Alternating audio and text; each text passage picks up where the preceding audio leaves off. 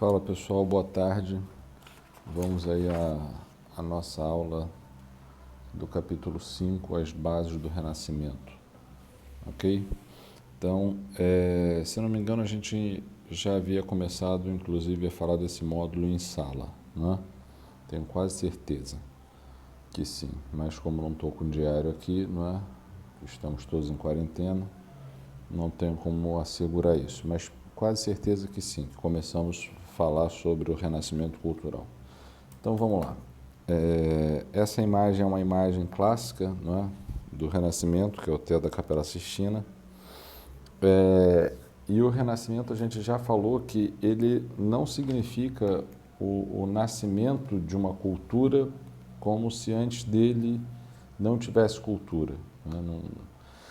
A questão é o seguinte: antes do Renascimento, né, o que vigorava, o que predominava, né, era a cultura teocêntrica, né, a cultura, né, marcadamente religiosa, influenciada fortemente pela Igreja. Então, na Idade Média, praticamente toda a Idade Média, do século V ao século XV, né, se bem que o Renascimento ele nasce no finalzinho do século XIII, XIV, sobretudo XIV, XV e XVI, né, são os séculos do Renascimento.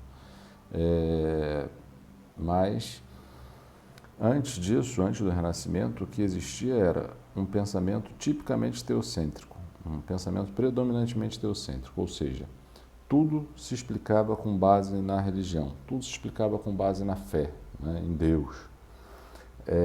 E aí, a partir do século, né, do final do século XIII e do XIV em diante, esse pensamento teocêntrico ele passará a ser cada vez mais questionado, né, e passará cada vez mais, né, a perder força. E aí o pensamento típico do Renascimento, né, antropocêntrico, ou seja, que valorizava o homem, né, antropo quer dizer homem, né, o homem no centro, não o homem fisicamente no centro, né, mas o homem no centro das atenções, digamos assim, né, do pensamento humano. Então, se antes do Renascimento tudo se explicava com base na religião, na fé, né, a partir do Renascimento, as pessoas continuam sendo religiosas, muitas delas, a grande maioria, mas agora, a partir do Renascimento, o pensamento vai se tornar cada vez mais antropocêntrico, ou seja, voltado para a racionalidade humana, para o pensamento humano, ok? Então vamos acompanhar aí o slide para ver onde o Renascimento surgiu, né? A gente já está vendo aí o mapa da Itália, né? Também um pedacinho da França, mas a gente já sabe que o Renascimento surgiu na Itália, e aí a gente vai começar a falar a partir do slide aí para que fique claro para todos. Se houver dúvida, é só postar no comentário, no chat, né? Que a gente tira a dúvida depois. Então, o que a gente está vendo aí? Não é? O Renascimento acontece num período de transição, no final da Idade Média e início da Idade Moderna, ok? Então, é um período de transição entre a Idade Média e a Idade Moderna, quando surge o Renascimento. É um período de grande expansão do comércio, né, na Baixa Idade Média.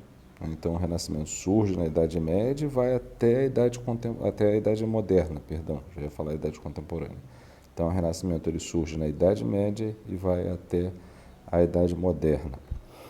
Famílias das cidades-estados de Gênova, Veneza e Florença, Gênova, Veneza e Florença eram as grandes cidades, as mais importantes cidades lá da Itália, além de Roma, claro, que hoje é a capital da Itália. Só que naquela época a Itália não era um país unificado. Existiam várias cidades independentes umas das outras, com sistemas políticos e econômicos diferentes. E essas cidades, elas se destacaram muito no comércio, porque, como vocês estão vendo aí no mapa, né, a Itália é uma península, ela é cercada por água por todos os lados, exceto um. Se ela fosse cercada por todos os lados de água, ela seria uma ilha, né? Mas ela é cercada por todos os lados, exceto um, e isso faz dela uma península. E nessa península existiam muitos comerciantes, né, muitos navegadores, né, que se deslocavam de um ponto a outro da Europa realizando comércio. Então, no final da Idade Média, na Baixa Idade Média, né, a gente já viu que o comércio ressurge, né, e surge uma nova classe, que é a burguesia. Inclusive, são esses fatores que fazem com que a burguesia acabe desejando, não é, unificar os territórios. E aí por isso que a burguesia vai apoiar o processo de centralização monárquica que a gente já viu, né? Porque ela desejava o quê? Unificar leis, não é? Moedas, padrões de peso e medidas, impostos, tudo para facilitar o comércio. E aí na Itália existiam nessas cidades-estados, né, que o slide está dizendo aí, inúmeras famílias poderosas, né, que possuíam fortunas imensas devido à prática do comércio com outros países. Com o feudalismo em declínio, o trabalho assalariado se expandiu. Os reis reconquistaram grande parte do poder e a burguesia se fortaleceu economicamente, né? Por quê, pessoal? A gente já viu aí, não é, que à medida que o comércio ressurge, a burguesia começa a ganhar destaque, muitas pessoas começam a fugir dos feudos por conta do crescimento populacional. As cruzadas também favoreceram a fuga dos feudos, porque os camponeses percebiam o quê? Que nas cruzadas a maioria dos nobres, né, saía dos feudos e ia para o Oriente, né, para tentar libertar Jerusalém do domínio árabe. E aí o que muitos camponeses faziam? Se aproveitavam, né, das cruzadas para fugir. E isso fez com que o feudalismo, o sistema econômico, né, da Idade Média, fosse entrando em colapso. E aí o comércio passa então a ganhar destaque, digamos assim, né, a ganhar importância. Então, esse período do Renascimento é um período de transição, como eu já disse, né? E aí a gente está vendo uma imagem, né, de pessoas em volta de um corpo, né, que está sendo dissecado, né? É uma aula de anatomia, digamos assim, onde o corpo está sendo aberto para ser estudado. Isso não era nem um pouco comum na Idade Média, né? A igreja proibia a abertura dos corpos, né, para estudo, porque dizia que era pecado, era um sacrilégio e tal. A partir do Renascimento, isso vai ser cada vez mais questionado e os artistas do Renascimento, os escultores, pintores, eles tinham que participar dessas aulas, né? Tinham não como obrigação, mas para aprimorar o conhecimento deles, né, sobre o corpo humano, até para que eles pudessem retratar as imagens da forma mais perfeita possível, né? Uma característica do Renascimento é que eles buscavam reproduzir as suas obras de arte da forma mais realista possível, né? Eram muito preocupados com a realidade e por isso tinham que estudar bem o corpo humano, saber, né, como eram os músculos, como é que eram as veias, enfim. Então, isso tudo contribuiu para um questionamento da igreja, né? A igreja passou a ser questionada, porque antes o que ela dizia era tido como verdade absoluta. Então, não pode mexer nos corpos. Ninguém mexia, né? Agora ela já passa a ser questionada. Isso vai acontecer também por conta das indas e vindas, né, a partir da Baixa Idade Média, do homem europeu que está saindo principalmente da Itália, não é, em direção ao Oriente Médio, e aí eles passam a perceber que lá no Oriente se fazia prática de dissecação de cadáveres, né, para fazer os estudos do corpo humano. E aí eles voltam para a Europa percebendo o seguinte: olha, não é nada demais, ninguém vai morrer se estudar o corpo humano. Então, é uma época de transição, é uma época em que a igreja está sendo questionada, é uma época em que novos saberes estão sendo construídos, né? E há inovações técnicas, né? E vão existir inovações técnicas óbvias e científicas por conta desses estudos. Vai haver um aprimoramento dos instrumentos de navegação, né? Sobretudo também por conta do contato do europeu com os árabes, que eram excelentes navegadores, né? Excelentes matemáticos e astrônomos. Então, eles vão aprimorar instrumentos de navegação, como a bússola, o astrolábio, né? Eles vão passar a elaborar mapas mais precisos, né? Vão estudar astronomia e anatomia, como eu já disse, né? E inclusive a astronomia se apropriando muito do conhecimento produzido pelos árabes, que eram excelentes astrônomos e matemáticos. Vão, inclusive, a partir desses estudos, fazer uma série de descobertas sobre algumas doenças, a cura de algumas doenças, né? Lembrando aí que no final da Idade Média, na transição da Idade Média para a Idade Moderna, a gente tem o surto de peste negra na Europa. Tem até um filme, talvez não seja indicado para a idade de vocês, mas é um filme que se chama O Físico, né? que mostra aí como é que era o conhecimento relativo à medicina na Idade Média e como os árabes também estavam mais avançados que os europeus no conhecimento de medicina. Além desses conhecimentos técnicos na área da medicina, também vai no século XVI, no início do século XVI, um alemão, né, chamado Johann Gutenberg, vai desenvolver uma técnica que para a época foi revolucionária, né, que foi a invenção da imprensa ou da prensa mecânica, para a produção de textos mecanicamente, né. Até aquela época, para você conseguir, por exemplo, ter uma Bíblia, né, ou um outro livro qualquer, você tinha que pagar uma fortuna para que um monge copista fizesse, né, manualmente uma cópia do livro que você quisesse, né, e aí depois de não sei quanto tempo, né, bastante tempo certamente, esse monge lhe entregaria o livro que ele produziu, né, copiou todo à mão. Então era muito caro e poucas pessoas tinham acesso, a maior parte das pessoas eram analfabetas e tal. Só que agora, né, no início do século XVI, vai ser inventada a imprensa ou a prensa mecânica, né, onde o Johann Gutenberg vai criar lá uma geringonça, né, um mecanismo de produção de textos mecânicos. E isso vai favorecer muito o desenvolvimento do conhecimento, né, inclusive para que as ideias vindas do Oriente chegassem com mais facilidade na Europa. Agora, uma coisa que é interessante observar é o seguinte, esse conhecimento também não se tornou de uma hora para outra acessível para todo mundo, porque boa parte da população daquela época era analfabeta, ok? E continuou analfabeta, mas, de todo modo, né, a invenção da imprensa acabou possibilitando para as pessoas que sabiam ler uma abertura de horizontes, digamos assim, né?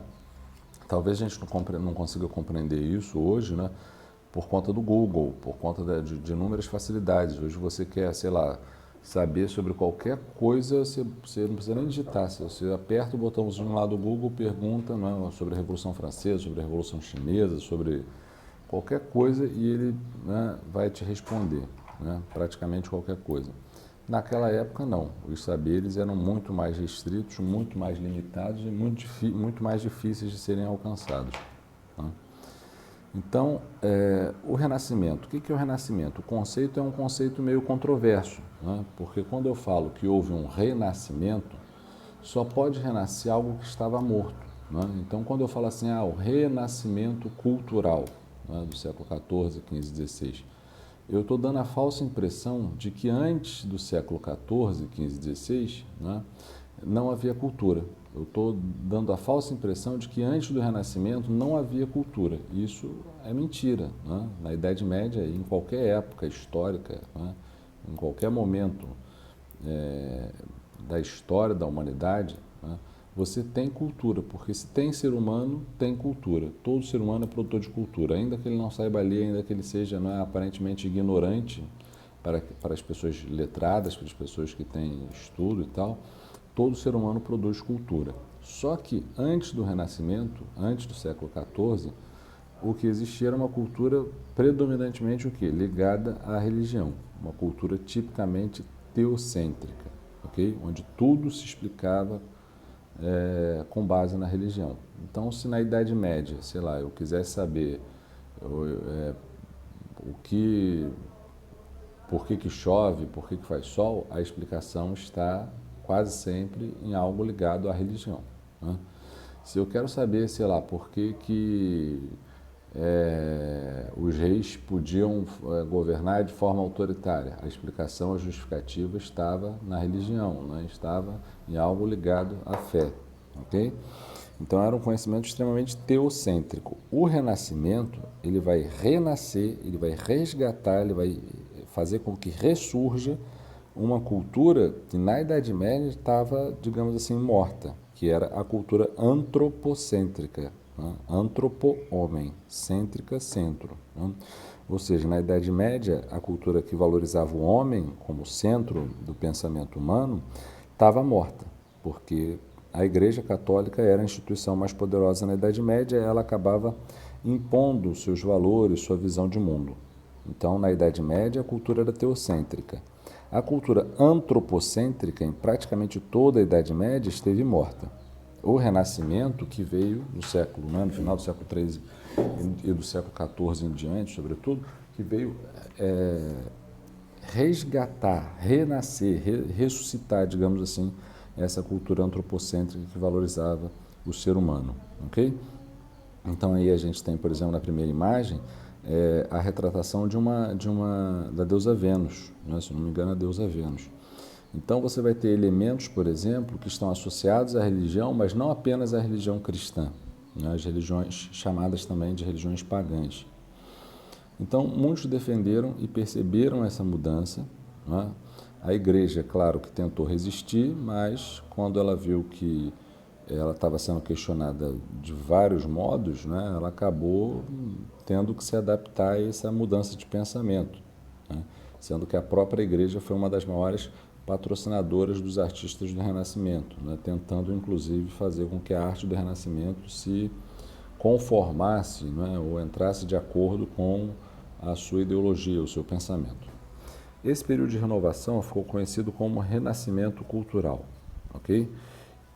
E a ideia de renascimento, como eu já disse, né, é uma ideia criticada, é controversa, porque ela supõe que não houvesse cultura antes do renascimento. E havia, ok? Havia cultura sim, havia progresso sim, né, na Idade Média, e havia mudança sim na Idade Média. Só que não eram mudanças, não eram pensamentos voltados, centrados no ser humano. Eram mudanças, eram pensamentos centrados na religiosidade, né? No divino. Por isso a cultura era chamada teocêntrica e o Renascimento vai ressuscitar, digamos assim, o antropocentrismo, né? A cultura antropocêntrica. O humanismo. O humanismo é uma outra característica do Renascimento, né? Na Idade Média, antes desse processo todo, porque esse processo também está surgindo no final da Idade Média, o homem era visto como um ser cheio de pecado, né? E agora ele passa a ser visto como, ainda que seja cheio de pecado, ele é a melhor parte da criação de Deus. Então, o humanismo e o Renascimento, eles não negam a existência de Deus, né? Mas eles colocam o ser humano num outro plano, né? Como a melhor parte da criação de Deus que deve ser exaltada, que deve ser valorizada, né? Pensar, questionar, não é tido como algo ruim para os artistas do Renascimento, do humanismo. Pelo contrário, eram coisas tidas como positivas, porque era como se você estivesse exercitando a capacidade racional que o homem concedeu a todos, que Deus, perdão, né, concedeu a todos os seres humanos. Então, o homem medieval acreditava que todos os acontecimentos eram determinados por Deus. Alguns intelectuais insatisfeitos com isso criaram um movimento conhecido como humanismo, né, para valorizar o ser humano. Utilizavam a civilização da Antiguidade Clássica. Quais são as civilizações da Antiguidade Clássica? Grécia e Roma, né, como inspiração.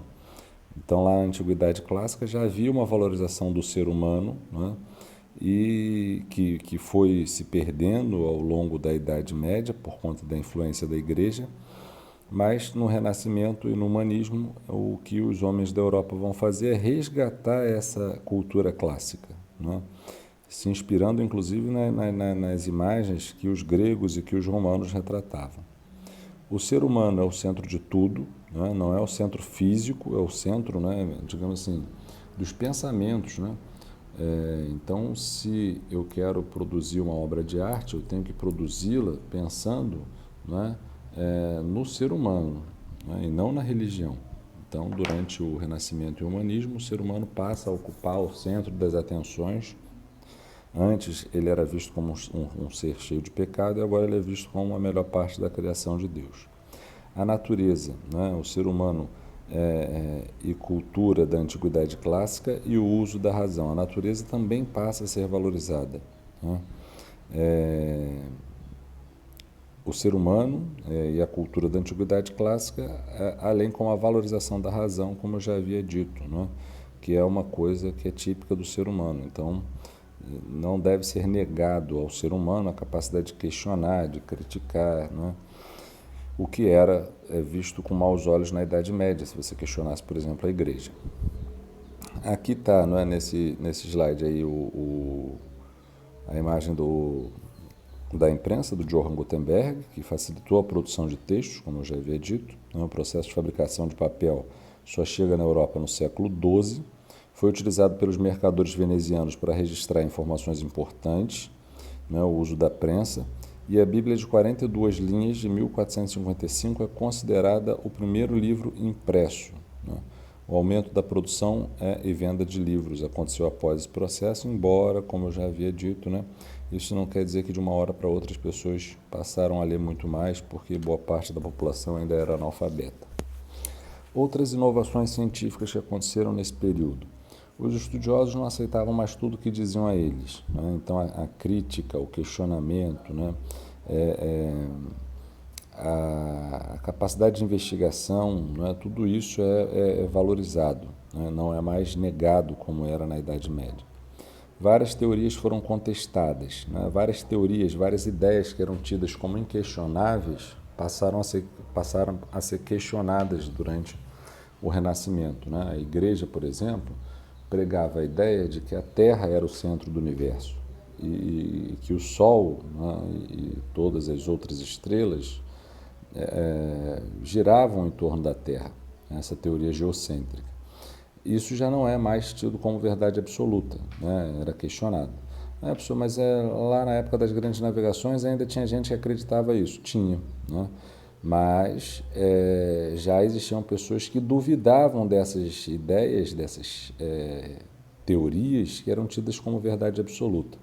O próprio Cristóvão Colombo, quando ele chega à América em 1492, ele chega na América, por quê? Porque ele queria chegar às Índias, mas ele tinha convicção de que o mundo era esférico, né? E que se navegasse ao Ocidente, chegaria ao Oriente.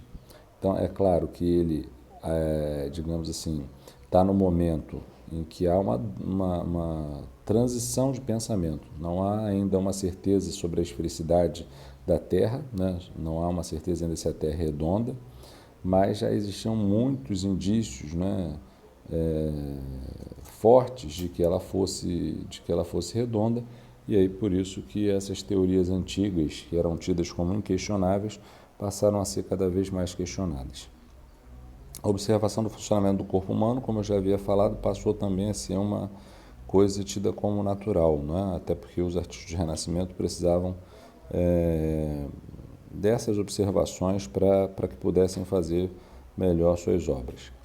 A teoria heliocêntrica, né, que eu estava acabando de dizer. Então, por volta do século II, a partir da observação do céu, o astrônomo grego Cláudio Ptolomeu formulou uma teoria que afirmava que a Terra era o centro do universo, e em torno dela girava o Sol e os outros planetas.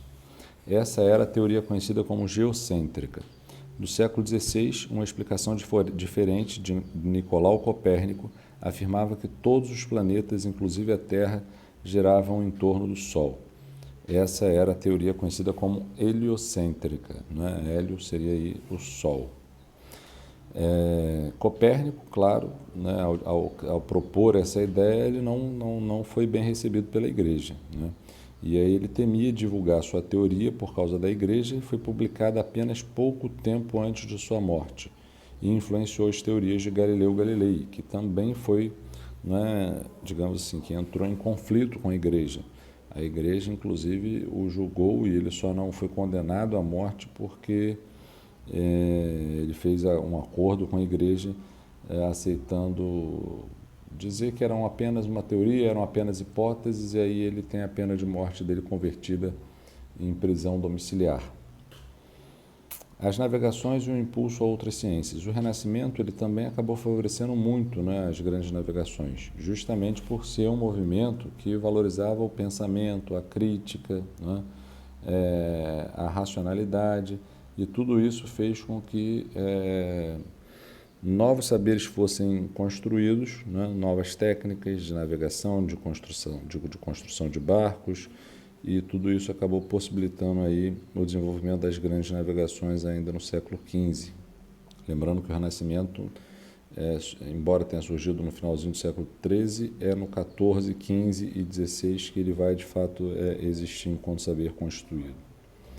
Os mapas ainda eram incompletos, né? Não eram muito precisos. Okay? Então, a gente tem aí, por exemplo, um protótipo do mapa mundi, uma coisa que para a gente é incompreensível, né? Mas era o que se tinha de conhecimento no mundo naquela época. As navegações e o impulso de outras ciências, né? Com as grandes navegações foram descobertos outros povos, outros continentes, né? E outros animais.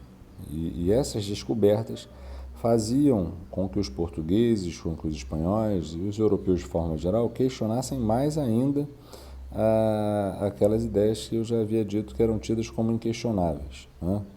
Então, a grande navegação as grandes navegações acabaram dando impulso, né, a esse questionamento maior do ser humano. Descoberta de novas plantas e vegetais, mudança na cartografia, né, e foram sendo construídos cada vez mais mapas mais próximos da realidade. Inovações na medicina. Andrés Vesalius estudou a anatomia e a fisiologia, processos que ocorrem no corpo humano como digestão e excreção, né? Foi condenado pela igreja a peregrinar até Jerusalém por dissecar o corpo humano, que era proibido, né? Como eu disse. As artes no Renascimento. Nas obras do Renascimento estão presentes os valores e a religião cristã. A arte valoriza o ser humano. O centro da arte renascentista foi a Península Itálica, né? Lá que o Renascimento surge. Sobretudo porque lá que existia o grande centro comercial europeu, que estabelecia um contato muito estreito com o Oriente Médio, né? E aí é no Oriente Médio que o homem europeu vai se questionar, que ele vai entrar em contato com outras culturas, sobretudo com os árabes, e isso vai fazer com que eles passem a pegar essas novidades, esses saberes construídos pelos árabes no Oriente e vão levar para a Europa, né? Então, o centro de arte renascentista foi a Península Itálica e principalmente em cidades como Roma e Florença, né? Por isso que Michelangelo, Leonardo da Vinci e a maior parte dos artistas do Renascimento eram italianos. Boa parte foi patrocinada pelos mecenas, né? Mecenas eram pessoas que, quando tinham muita grana, patrocinavam os artistas do Renascimento, né? Geralmente para deixar um autorretrato seu para a posteridade, né? Para ficar mais bem visto perante a sociedade, enfim. Então, muitos burgueses e nobres poderosos acabavam patrocinando os artistas do Renascimento e eram chamados mecenas, que eram geralmente comerciantes ricos e banqueiros que financiavam e prestigiavam artistas plásticos, escultores e cientistas. O mecenato também era praticado por príncipes, reis e papas. A arquitetura, né? A arquitetura o texto não vai falar, então, só para terminar, até porque a bateria está acabando e o vídeo está ficando longo, né? A escultura, principalmente aí o Michelangelo, que foi o maior expoente da escultura do Renascimento, né? Ela era bem realista. Se você for ver algumas imagens, algumas esculturas, imagem foi redundante, né? Se você pegar algumas esculturas do Renascimento, vocês vão ver que elas são bastante realistas, né? Então, embora ainda predominasse o tema religioso, a anatomia e o corpo humano passou a ser valorizado. Procuravam representar o homem com o máximo de fidelidade, pois para eles o homem era a figura mais próxima de Deus, né? Então, como eu disse, o homem que antes era visto como ser cheio de pecado, agora passa a ser valorizado. Donatello foi o mestre que inaugurou a arte da escultura renascentista. Um de seus primeiros trabalhos foi a estátua de São Jorge. E também na pintura, né? Com a aplicação da técnica de perspectiva, né? Essa imagem aí, as mulheres matando alguém com uma espada no pescoço, além de usar outras técnicas, como a tinta a óleo, o uso de sombras, né? O estudo da anatomia humana, como eu já havia dito. A tinta a óleo era usada porque ela demora a secar, mas ela é um pouco mais lenta para secar, não é? O que facilita o retoque para deixar a imagem mais realista. Antes de pintar, os artistas traçavam linhas no quadro e faziam os pontos de fuga no meio do quadro, né? Eram técnicas que eles utilizavam para pintar de forma mais realista. Pessoal, então é isso, para o vídeo não ficar muito longo, né? A vocês, eu quero que façam os exercícios da página 38, os conceituais, todos eles, e os de múltipla escolha apenas dos contextualizados da página 39. É isso.